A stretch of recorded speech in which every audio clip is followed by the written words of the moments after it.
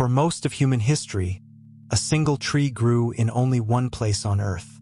Deep in the Banda Islands, a tiny volcanic cluster in the eastern reaches of what is now Indonesia, the nutmeg tree flourished in the warm, wet shadow of the sea. From its fruit came two of the most coveted spices the world had ever known. The seed yielded nutmeg.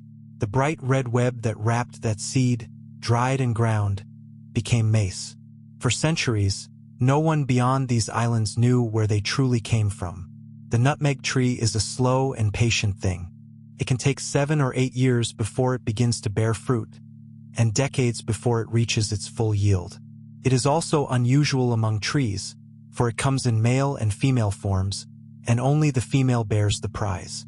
The plant prefers shade, humidity, and the rich volcanic soil that its island home provides in abundance.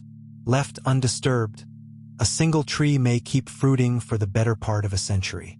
When the fruit ripens, it splits open on the branch, revealing the brilliant crimson lace of the mace clinging to a glossy brown shell.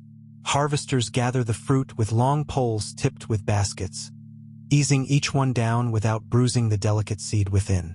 The mace is peeled away by hand and dried until it fades to a pale amber. The seeds are laid out on racks and slowly cured for weeks, until the kernel inside rattles loose from its shell. Only then is the shell cracked and the nutmeg revealed. To the people who first cultivated it, nutmeg was ordinary, a flavor for daily cooking and a remedy for everyday ills. But carried west along ancient trade routes, through the hands of countless merchants, it became something else entirely. In medieval Europe, nutmeg was rumored to ward off the plague. Its price climbed beyond reason, until a small handful might buy a house or freedom or a comfortable life. No one who bought it knew its source. Arab and Venetian traders guarded that secret jealously, weaving tales of distant, dangerous lands to keep competitors away. It was nutmeg, as much as pepper or cloves, that lured European ships out across uncharted oceans. The search for the Spice Islands drove the great voyages of exploration, and with them came conquest. The Portuguese came first, then the Dutch, who were determined to control the trade entirely.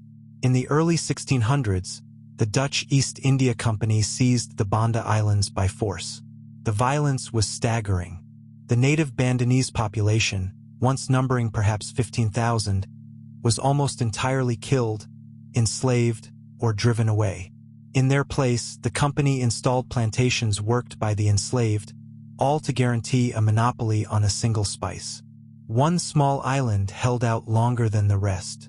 Run, a speck of land barely 2 miles long, was claimed by the English. For years, the two empires fought over it.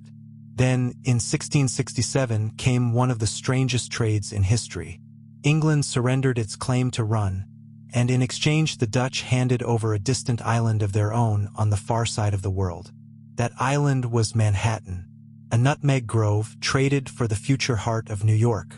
The Dutch monopoly could not last forever.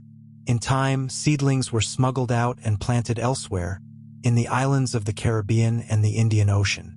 The spice that had once been rarer than gold spread across the tropics, and its price collapsed.